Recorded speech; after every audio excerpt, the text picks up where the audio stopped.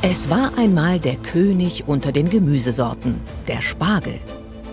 Aber der König schwächelt. Wenn ein paar Prozent der Leute weniger Spargel oder keinen essen, dann bleibt was übrig. Keine Lust auf Spargel. Der Anfang vom Ende. Die Leute wollen mit nicht kaufen, die haben andere Probleme im Kopf, andere Sorgen. Spargelanbauer ziehen Bilanz zum Saisonende. Und Max fragt, was zum Sturz des edlen Gemüses beigetragen hat. Die Geschichte fängt genau da an, wo die letzten Stangen sich gen Himmel recken. Viel wächst jetzt nicht mehr zum Ende der Saison. Auf den 100 Hektar von Bodo Mönig aus Griesheim hat das letzte Spargelstechen begonnen. Etwa eine Gesamtmenge von 1000 Tonnen haben seine Felder Ertrag gebracht. Er gehört nicht zu den Bauern, die klagen. Und trotzdem mit Blick auf die Saison hat er in diesem Jahr Abstriche machen müssen. Ich würde sagen, dass wir in diesem Jahr vielleicht vom Preis her so 10% unter dem letzten Jahr liegen. Plus zuzüglich nochmal 10% weniger Mengenabsatz. Es fehlen uns also vom Gesamtumsatz um die 20%. So wie ihm ging es vielen der 118 Spargelbauern in Hessen. Weniger Umsatz im Vergleich zu den Vorjahren. Ist der Spargel nicht mehr das Lieblingsgemüse der Deutschen? Das glaube ich nicht, dass der König des Gemüses out ist. Die Leute sind eigentlich wieder da, wo sie vor der Corona-Pandemie waren.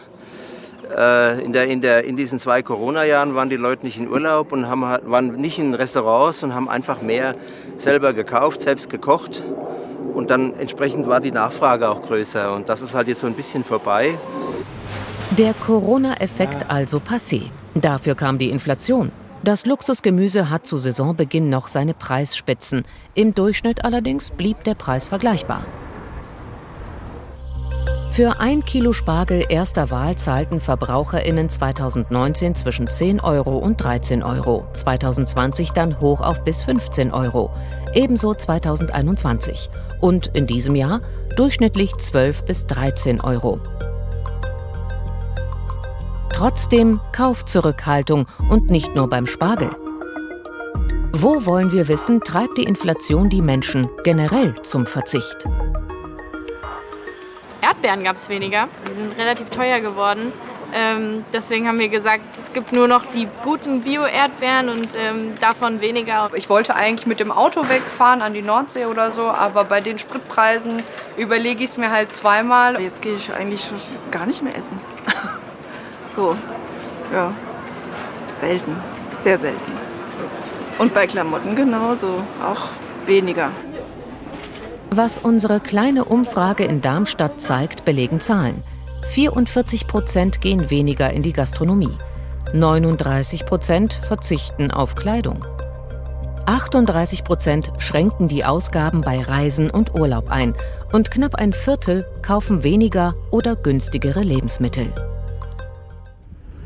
Ein weiterer Grund, warum sogar Spargel-Enthusiasten zurückhaltend sind: Preisdruck beim Handel, weiß Landwirt Bodo Mönig.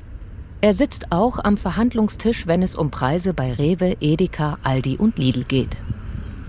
Beim Großhandelsabsatz ist es ja so, dass diese 4 großen Konzerne die Vermarktung steuern, so wie sie das für richtig halten. Und wenn dann ein paar Prozent Ware zu viel da sind, dann drücken die halt auch auf den Preis. Und das verursacht dann die Schwierigkeiten, die wir haben. Oder die kaufen gar nicht, die kaufen einfach im Ausland. Und da wird eben billiger produziert. Unterschied allein bei den Lohnkosten. Wenn Viorel in seinem Heimatland Rumänien Spargel stechen würde, bekäme er 3,10 Euro pro Stunde Mindestlohn. Hier verdient er das Dreifache.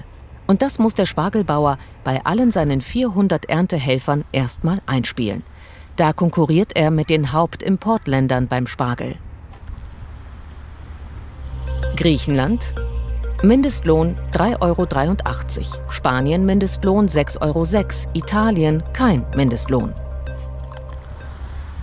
Der Preisdruck, die Inflation und kostengünstigere Waren aus dem Ausland zwingen inzwischen heimische Bauern aufzugeben. Peter Merlau hat die Notbremse gezogen. Wir haben hier eine Spargelanlage weggefräst, dauerhaft. Die haben wir komplett aus der Produktion genommen für die nächsten Jahre. Und hier wird nächstes Jahr entweder Sonnenblumen oder Roggen wachsen. Der Kummer mit den Preisen ist bei König Spargel angekommen und macht wohl auch bei Erdbeeren und Kirschen nicht Halt.